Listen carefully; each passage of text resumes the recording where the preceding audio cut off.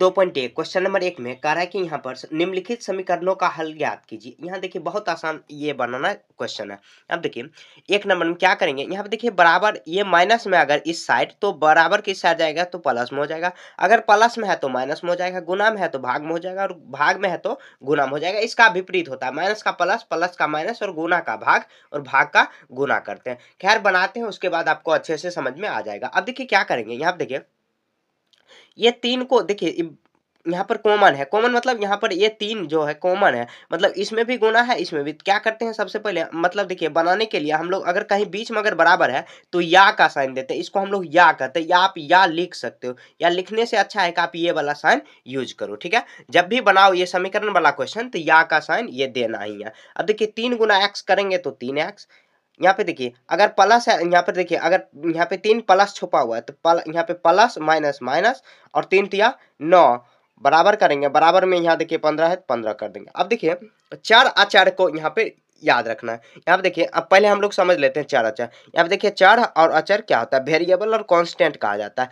यहाँ देखिए चार क्या हुआ, एक्स वाई जेड जो भी ABCD अल्फा बीटा जो भी होता है, मतलब क्या जो भी अल्फाबेट में होता है, मतलब छोटा ABCD बड़ा ABCD जो भी हो, मतलब जिसका मान हम लोग बदल सकते हैं। मान लीजिए कि यहाँ अगर x दिया हुआ, अगर यहाँ पर अल्फा रहता, मान लीजिए अल्फा नहीं y रहता, तो फिर भी 3y माइनस 9 ही होता। ठीक है, बराबर का साइन देते। और अचर क्या होता है, अचर जो भी कांस्टेंट नंबर होता है, जैसे 1 हुआ 2 हुआ, नंबर में जो भी दिया हुआ वो अचर होता है। तो हम लोग को चर को एक साइड रखेंगे और अचर को एक साइड रखना है। यहाँ पे देखिए चर कितना है 3x, मतलब 3 गुना x है तो यहाँ पर चर हुआ। ये अचर कितना है 9 है, तो हम लोग अचर और चर को एक साथ करेंगे तो या का साइन दे देंगे। देखिए 3x, क्योंकि देखिए x का ही वैल्यू अपने को निकालना है, मतलब यहाँ पर जो भी जिसमें भी दिया हुआ x का निकालना है। अगर y दिया हुआ चर तो y का ही वैल्यू निकालना है, यहाँ पर x का वैल्यू दिया हुआ तो x का ही निकालना है।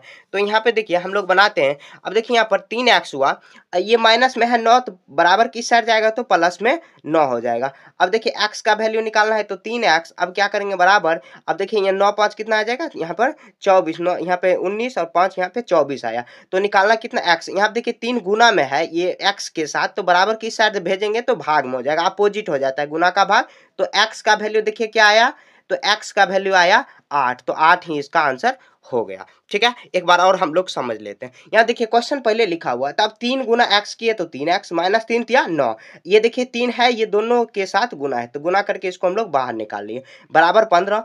अब देखिए ये चर है एक साइड अचर है, तो क्या करेंगे चर वाले को एक साइड अचर वाले को एक साइड करेंगे। तो यहाँ देखिए x, अगर मान लीजिए यहाँ पर अगर x रहता तो ये जो x है इसको हम लोग इधर करते, क्योंकि चर को एक साइड करना और अचर को। चर इतना समझ लेना कि जिसका मान हम लोग बदल सकते हैं, जिसका मान बदल सकता है। जैसे मान लीजिए अगर x जगह पर a रहता फिर भी तो 8 3 ही, मतलब a का मान 8 ही आता अगर।